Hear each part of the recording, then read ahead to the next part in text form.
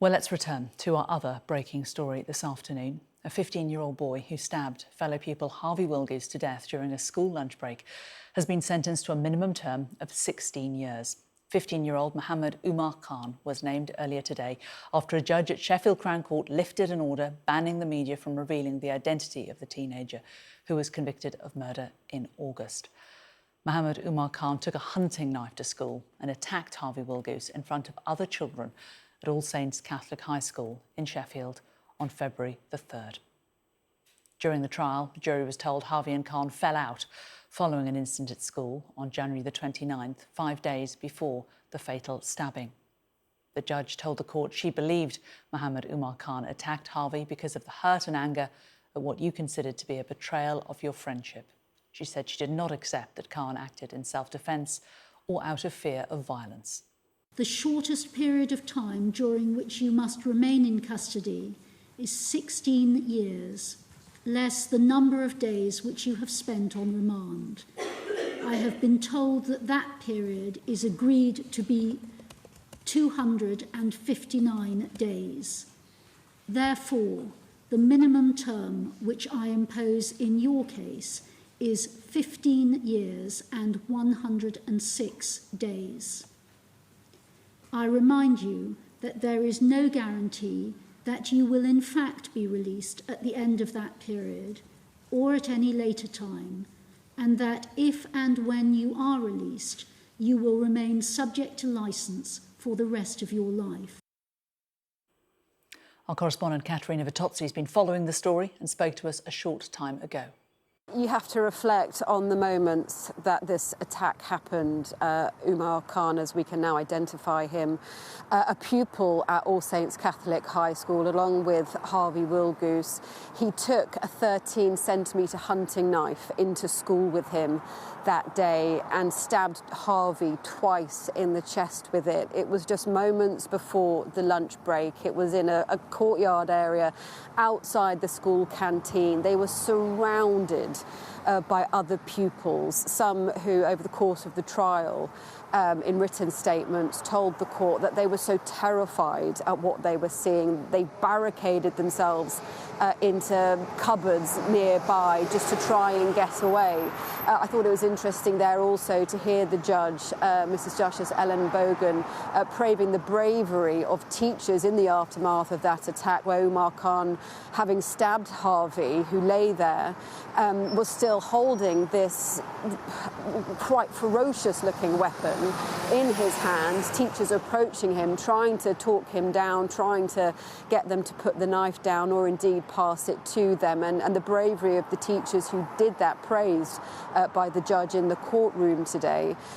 We have seen those images of the knife that Umar Khan used to attack Harvey. As I said, it was a 13-centimetre hunting knife. Police, after his arrest, found images on his phone of him holding that weapon, as well as other imagery of him with weapons. And during the course of the trial, we heard how he had had previous violent outbursts at school, that his mother had called the school in December. Harvey was stabbed to death in February. In December, Umar's mother called the school to say she thought her son had a weapon at home. The school called the police, who then found an axe in his bag. All of these were used and mentioned in the sentencing remarks by the judge in this case. She said quite clearly to Umar Khan that she believed he was the aggressor in this case. She didn't believe he was acting in any sort of self-defence. She didn't believe there was any evidence that showed that he truly believed Harvey was a threat to him. And passing that sentence of a life sentence, but with a minimum term of 16 years, minus time served, so a minimum term for him of 15 years and around 100 days. That minimum term reflecting his age, just 15. We also heard before those sentencing remarks and the sentence passed in court from Harvey's sister, Sophie. It's his older sister.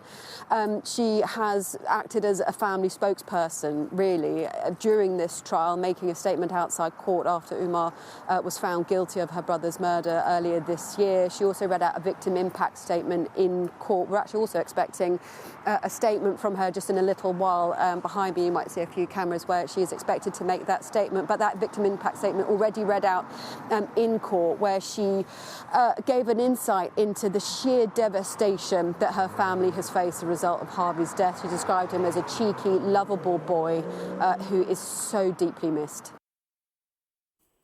Well, ahead of sentencing, our correspondent Katerina spoke to Harvey's mum.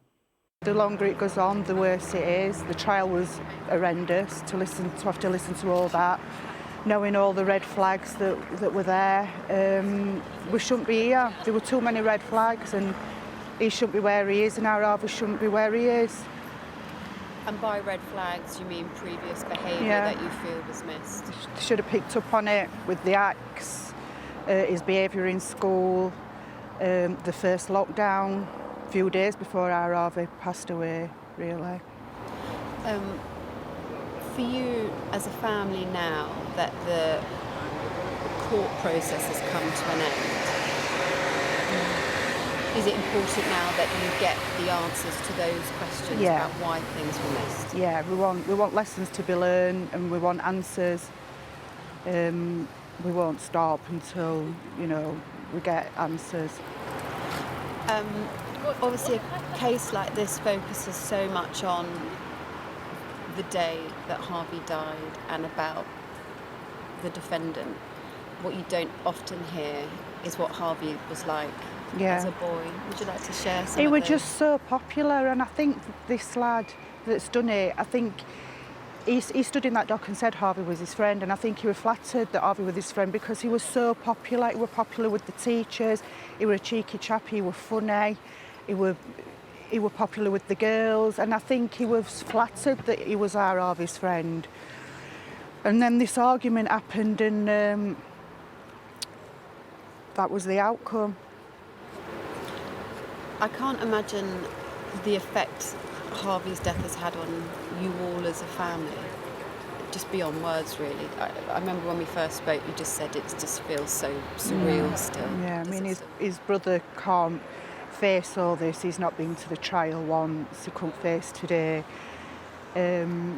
We just take it day by day, but I'm finding out now, because I won't get out of bed in the morning. I had to build myself up, but now I'm keeping busy, doing things with knife archers, getting campaigns, anti-knife crime campaigns. I want to go into schools and talk about knife crime, and that's how I've got to carry through for our Harvey.